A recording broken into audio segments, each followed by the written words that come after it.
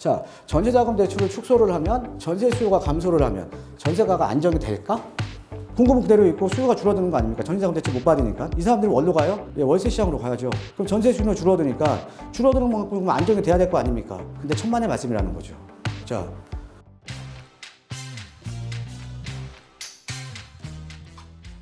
예, 안녕하십니까. 정창래 부동산 성공투자. 예, 정창래입니다. 네. 자, 이번 주에 또 하나의 이슈가 나왔죠. 예, 가계부채 관리 방안 나왔습니다. 예. 대출 한도를 상당히 지금 이제 축소를 지금 앞으로 할 겁니다. 예, 그래서 원래 예정됐던 것보다 지난 7월 달에 나온 것보다 다 지금 2분기씩 다 앞당겼어요. 예, 이게 무슨 내용이냐? 제가 찬찬히 또 설명드릴 거거든요.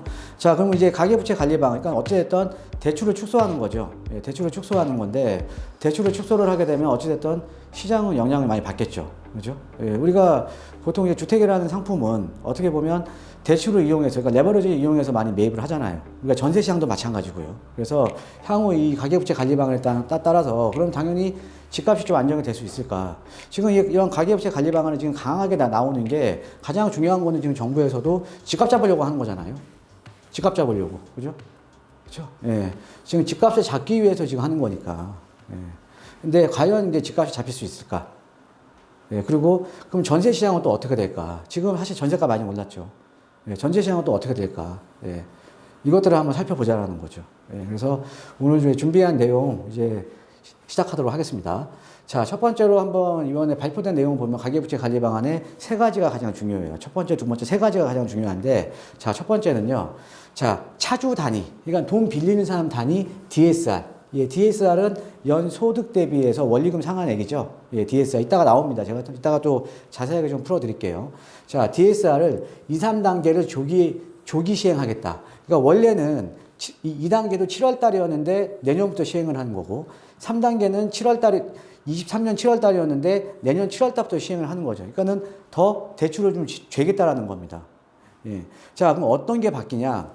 자, 지금 DSR 적용은 여러분들 40%잖아요, 지금. 예, DSR 적용이 40%인데 이 요건이 있어요. 그러니까는 우리가 21년 7월 달 이전에는 투기가율 지구 9억 초과 주택에 대해서 DSR이 시행이 됐었거든요. 자, 그런데 1단계 지금 현행은요, 전 규제 지역 6억 원 초과 주택이었습니다.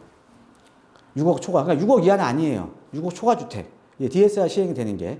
그러니까 DSR이면, 그러니까 만약에 DSR 적용을 받게 되면 대출 한도가 줄어드는 거예요. 그냥 그렇게 이해하시면 됩니다. 자, 그리고 아니면은 신용대출도요, 1억 원 초과일 때 DSR 적용을 받는 거였어요. 자, 그런데 어떻게 되냐. 총 대출액이 2억 원 초과로 바뀌어버립니다. 이거 다 합쳐서 그냥 총 대출액 2억 원 초과면은 DSR 적용 받는 거예요. 예, 그러니까 대출 한도가 줄어들어 버리는 겁니다. 자, 그런데 내년 7월 달부터는 어떻게 되냐? 총 대출액 1억 초과하면 그냥 DSR 적용이에요. 예, 그러니까는 이게 지금 이 2억 초과, 1억 초과 이때에 따라서 DSR 적용을 받게 되면 대출 한도가 계속 줄어드는 겁니다. 대출 한도가. 예, 그래서 지금 이제 이런 그 DSR이 확대적, 그러니까 차주 단위에, 그러니까 빌리는 사람 단위에 DSR이 확대 적용되면 된다라는 건 어떤 의미냐? 대출 줄어든다는 거예요. 그냥 간단하게 보면. 예. 자, 그 다음에 이제 두 번째로 보면, 자, 이 제2금융권 DSR 기준 강화라고 있습니다. 그러니까 뭐냐면 은행권이 있고, 우리가 돈을 빌릴 수 있는 은행에서만 빌릴 수 있는 거 아니잖아요. 그죠? 근데 DSR이요, 다 달라요. 자, 한번 크게 볼까요? 자, 우리가 은행에서도 돈을 빌릴 수도 있고, 보험사도 있고, 뭐 상호적금, 그 다음에 카드사에도 돈 빌릴 수 있고, 또 캐피탈에서 또 돈을 빌릴 수도 있고, 저축은행에서도 돈을 빌릴 수 있잖아요. 그런데 이 평균 DSR이 지금은 은행권은 40%지만 보험은 70%예요. 더 높죠? 제2금융권이. 그죠? 자, 그 다음에 상호는 160%, 60%, 90% 이건데, 자, 얘를 이제 조정하겠다라는 거죠. 좀 낮추겠다라는 거죠. 그래서 은행은 40% 그대로 가고, 보험사는 50%, 상호적금은 110%, 카드사는 50%, 캐피탈은 65%, 저축은행은 65%. 이렇게 DSR 적용을 좀 광범위하게 하겠다라는 겁니다. 예. 자, 그럼 이게 어찌됐든 그러면 DSR이 강화되는 거잖아요. 자, 그러면 제2금융권을 통해서 돈 빌리기도 이제 쉽지가 않다라는 거죠. 그러니까 돈줄을 지금 막는 겁니다. 예. 자, 이것도 좀 이해를 하시면 될 것 같고요. 자, 근데 이제 요거 같은 경우도 원래는 여기 은행권에 준하는 DSR로 바뀔 줄 알았거든요. 근데 은행보다는 약간 좀 어떻게 보면 여유가 있잖아요. 이 이유가 뭐냐면 사금융이 너무 커질까봐. 돈을 빌릴 데가 없으면 사금융 쪽으로 가야 되잖아요. 그죠? 예. 자, 그런 이유 때문에 은행권보다는 보험사라든가 이런 데가 좀 DSR이 좀 여유가 있는 겁니다. 예. 자, 그 다음에 세 번째가 뭐냐면, 자, 그러니까 DSR이라는 거는 아까 말씀드렸듯이 총 내 연소득이에요. 연소득 대비 이제 대출의 원리금 상환액이거든요. 이걸 나누면 이게 DSR입니다. DSR. 예. 자, 그러면 자, 소득이 높으면 높을수록 대출이 잘 나오겠죠, 당연히. 그렇죠? 소득이 높으면 높을수록. 자, 그런데 여기에 들어가는 게 있었어요. 뭐 신용대출이라든가 이런 게 들어갔었거든요. 이 대출 원리금에. 그러니까 주담대라든가 신용대출이 들어갔었어요. 그런데 여기다가 카드론까지 또 들어간다는 거죠. 카드론까지. DSR에 카드론까지 또 들어간다는 겁니다. 카드론까지. 자, 그럼 어떻게 됩니까? 카드론까지 들어가게 되면 대출 한도가 더 줄어드는 거죠. 예전에는 여기에 집계가 안 됐는데. 그죠? 자, 거기다가 지금 이제 대출 만기를 DSR 산출 시에 우리가 원리금으로 아까 본다고 그랬잖아요. 근데 대출 만기를 최대 만기를 줄이는 거예요. 그럼 어떻게 돼요? 원리금이 늘어날 거 아닙니까? 그러니까 원래 10년 갚을 거를 5년으로 줄여버리면 원리금이 더 늘어날 거 아니에요. 자, 그러니까 대출이 덜 나오는 거죠. 대출이. 그러니까 이런 내용입니다. 자, 그러면 그래서 이제 DSR을 지금 이렇게 조기 적용을 하면 그냥 간단하게 얘기 드리면 그냥 자, 만약에 어떤 분이 연소득 6천만 원이에요. 그리고 마이너스 통장이 5천만 원 있어요. 자, 그 다음에 조정대상지역이고 6억짜리 아파트를 계약할 경우에 얼마나 많이 줄어드냐. 지금 만약에 올해 안에, 그러니까 내년부터 이게 적용이 되는 거니까, 1월부터. 올해 안에 잔금 지급할 경우에는 DSR 40% 규제 안 받죠? 6억이니까 아까. 그죠? 자, 그러면 주택담보대출금액은 3억까지 빌릴 수 있어요. 지금은. 왜? LTV는 지금 완화를 시켜줬잖아요. LTV는. 그죠? 자, 그러면 총 대출 금액은 5천만 원에, 나 마이너 통장 있어. 그 다음에 3억 빌리니까 3억 5천이 되는 거예요. 난 3억 5천 지금 빌릴 수 있어요. 올해 잔금 치면. 근데 내년으로 잔금이 들어간다. 그러면 DSR 40% 규제는 아까 뭐래요? 총 대출 금액 2억 원 이상이면 다 적용받는다 그랬죠. 그렇죠? 그러면 규제 받고 그러면 얼마 나와요? 주택담보대출 금액 2억 1천만 원밖에 안 나와요. 연소득 대비 주담대가. 그러면 나는 뭐예요? 지금 5천만 원 마이너 통장 있으니까 2억 6천밖에 안 나오는 겁니다. 대출이 확 줄어들어 버리죠. 대출이. 근데 사실 6억에서 9천이면은 대출이 어마어마하게 줄어드는 거예요. 9천 차이면. 그죠? 자, 이런 식으로 이제 대출 한도가 많이 줄어드는 겁니다. 예. 자, 그러면 아까 말씀드린 DSR이 뭐냐? 연간 총소득 대비해서 주담대, 원리금, 상환액 플러스 기타 대출, 원리금 상환액입니다. 여기 앞으로 카드론까지 포함되니까는 이 분자가 더 커지니까 당연히 대출이 줄어드는 거죠. 자, 그럼 이건 뭐냐? 소득이 안 되면 집 사지 말라 이거죠. 소득이 안 되면. 돈 없으면 집 사지 말라 이겁니다. 그런데 중요한 거는 우리가 여유가 없는 사람들일수록 어떻게 보면 이런 대출이라는 레버리지를 많이 끼고 사시거든요. 여유가 없지만 특히나 또 우리가 2030 세대들 같은 경우는 다른 세대에 비해서는 모아놓은 돈이 적잖아요. 그죠? 근데 모아놓은 돈은 적지만 앞으로 갚을 수 있는 기간은 길잖아요. 나이가 적으니까. 그죠? 연령대가 낮으니까 갚을 수 있는 기간 많은데 소득으로 이게 대출을 막아버리는 거니까 집 사기가 점점 어려워지는 거죠. 예. 자, 그러면, 이런 거죠. 소득 적은 차주일수록 대출은 점점 줄어들고요. 그럼 상대적으로 소득 여력이 낮은 2030 세대들의 타격이 상당히 큰 겁니다. 그러니까 어떻게 보면 정부에서 그동안 계속 영끌하지 말라. 대출 내서 집 사지 말라 했잖아요. 그 전에 영끌하신 분이 지금 현명한 거예요. 이제 사고 싶어도 대출이 안 나와서 못 사는 겁니다. 그죠? 사고 싶어도 대출이 안 나와서 못 사는 거예요. 사고 싶어도. 그러니까 과거에 그래서 우리가 작년도 그렇고 올해도 그렇고 영끌해서 집 사신 분이 그나마 대출 나와서 지금 현명한 거죠. 이제는 집은 못 사니까. 대출이 더 안 나오니까. 자, 그러면 이제 주택 가격이 그러면 그동안에 그런 주택 가격이 많이 올랐잖아요. 그런데 대출을 축소시켜 버렸어요. 자, 그러면은 죽어 살아가 끊겨버리는 거죠. 집 못 사는 거죠. 근데 이런 분들이 뭐예요? 소득이 적으신 분이 더 타격이 크다라는 거죠.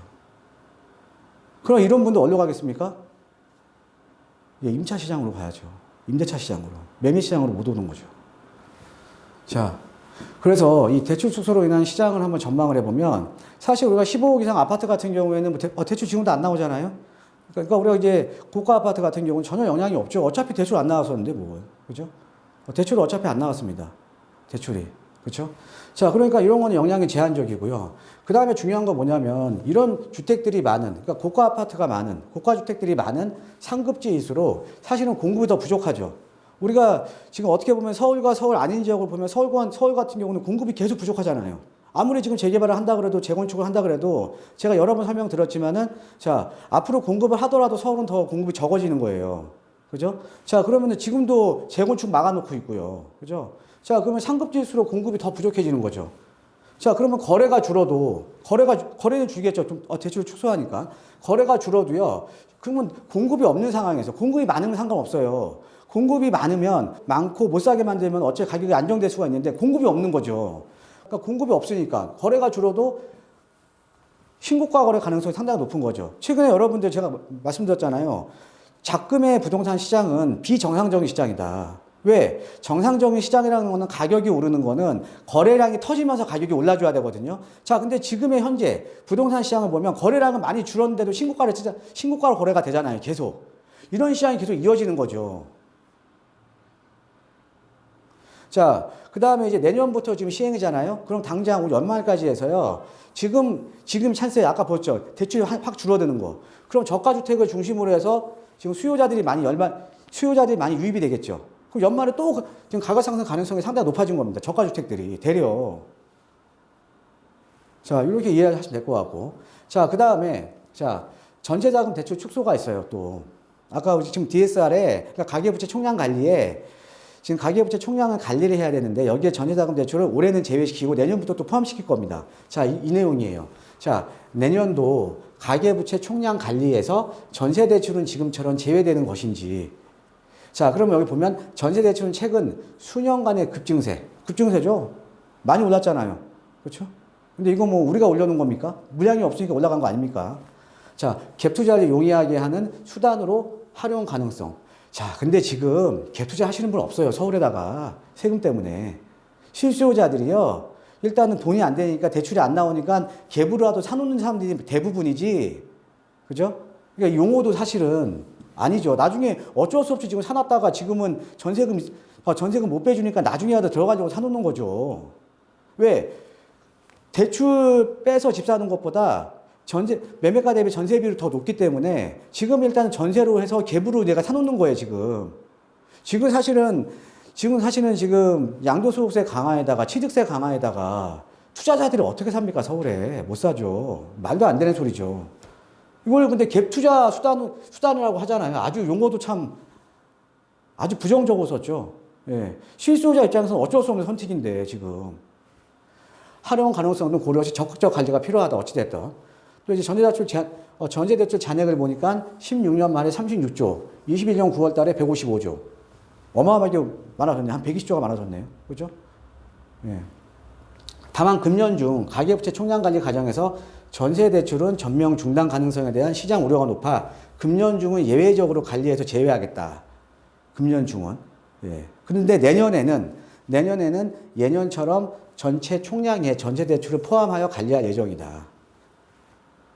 자, 그러면 전세 대출도 가계부채 총량에 걸리는 거니까 그러면 전세 대출이 좀 줄어드는 거죠. 그죠? 그러면 전세 대출이 줄어들면 전세 수요가 줄어드는 거잖아요. 그죠? 자, 이렇게 보시면 되죠. 자, 그러면 전세자금 대출을 축소를 하면 전세 가격이 떨어질 것인가? 수요가 줄어드니까. 자, 전세자금 대출을 축소를 하면 전세 수요가 감소를 하면 전세가가 안정이 될까? 이렇게 한번 생각을 해보자라는 거죠. 예, 수요가 그만큼 줄어드니까. 우리가 시장은 공급과 수요잖아요. 그렇죠? 예, 공급은 그대로 있고 수요가 줄어드는 거 아닙니까? 전세자금 대출 못 받으니까. 이 사람들이 어디로 가요? 예, 월세 시장으로 가야죠. 예, 반보증부 월세라든가. 예, 반전세라든가 월세 시장 갈 수밖에 없잖아요. 그럼 전세 수요는 줄어드니까 줄어드는 만큼 안정이 돼야 될 거 아닙니까? 근데 천만의 말씀이라는 거죠. 자, 대출 한도 축소가 돼버리면요. 실수요자들은 지금 못 사요. 그죠? 이 사람도 어디로 갑니까? 다시 또 전세 시장으로 들어오는 거죠. 수요가 줄어든 게 아니죠. 이 사람들이 다 전세 시장 들어와야 되니까. 자, 그 다음에 임대차법. 지금 이제 계약갱신 청구권 있잖아요. 그죠? 예, 그 당시에 계약갱신 청구권 썼던 물건들이 내년 7월, 8월 달에 이제부터 쏟아져 나올 거 아닙니까? 그죠? 근데 전세가는 그동안 많이 올랐죠. 그런 물건들이 내년 8월 2일 시장에 나오는 거예요. 그럼 전세가 그대로 받겠습니까? 오른 가격에 받겠죠. 그죠? 그러니까 그래서 제가 항상 전세 내년 시장이 더 어려워질 거라고. 그 다음에 또 하나는 정책적인 요인입니다. 지금 양도소득세 거주 요건 강화라든가 아니면 서울 도심의 서울도 아니고 이제 규제 지역에서 분양가 상한제 이런 것들이 지금 다 거주 요건이 있잖아요. 분양가 상한제 같은 경우도. 그러니까 뭐냐면 전세 물량으로 못 나오는 거예요. 왜? 거주 요건이 강화됐으니까. 거주 요건이 있으니까. 자, 양도소득세 같은 경우에도 2년 거주 요건에다가 또 최근에는 뭐예요? 다주택자가 1주택자가 된 시점부터 조정 대상 지역은 다시 2년 거주해야 돼요. 주인이. 그러니까 이런 어떻게 보면 거주 요건을 강화를 시키니까 물량들이 나와줘야 되는데 못 나오는 거죠. 임대차 시장으로. 그러니까 예전에 우리가 경험해보지 않았습니까? 지금 재건축 2년 실거주 요건 지금 백지화 됐잖아요. 그렇죠? 재건축 아파트 2년 실거주 요건 한다고 했다가 지금 백지화 시켰거든요. 근데 이 재건축 2년 거주 요건 나오자마자 어때요? 강남 쪽에서 재건축 아파트에 대한 전세 물량이 시가 말랐죠. 왜? 주인들이 가서 거주해야 되니까. 근데 그게 백지화 되자마자 어때요? 물량들이 어마어마하게 나왔었죠. 그죠? 그러니까 이런 거주 요건이 강화가 되니까 분양가 상한제, 양도소득세 이런 것들로 인해서 거주 요건이 강화가 되니까 전세 물량들이 못 나오는 거죠. 전세 물량들이. 네, 그러니까는 자, 전세자금 대출이 축소가 돼서 전세 가격이 떨어진다? 어불성설이죠. 그죠? 예. 그래서 여러분들 지금 이제 이번에 가계부채 관리 방안 나오면서 지금 사실은 걱정하시는 분이 상당히 많습니다. 요즘 상담을 해보면 그런 것 때문에 뭐 대출이 안 나와서 사실은 그런 상담도 좀 있긴 하거든요. 예. 그러니까 상당히 좀 이제 걱정하고 계시는 분이 많을 거예요. 그런데 중요한 건 그거죠. 이 가계부채에 대한 관리 방안이 새롭게 나오면서 대출이 줄어들었다는 거는 여유 있는 사람들은 전혀 영향이 없습니다. 상대적으로 지금 타격이 크신 계층들은 여유가 적으신 분, 소득이 적으신 분이 타격이 큰 거죠. 사실 그런 분들은 어떻게 보면 대출이 아니라 레버리지를 이용해서라도 주거 안정에 대한 것들을 채워줘야 되는데 점점 이제 그게 어려워지고 있다는 거죠.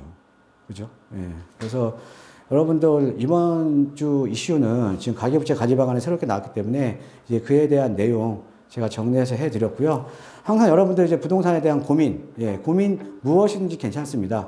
고민이 있으신 분들은요, 저희 항상 그 상담 저희가 이제 해드리고 있잖아요. 1대1 대면 상담 신청하시고요. 뭐 소액 투자, 갈아타기 다 괜찮습니다. 혼자 고민하지 마시고 항상 저희와 함께 해주시면 감사하겠습니다. 자, 오늘 강의 여기까지 하겠습니다. 고맙습니다.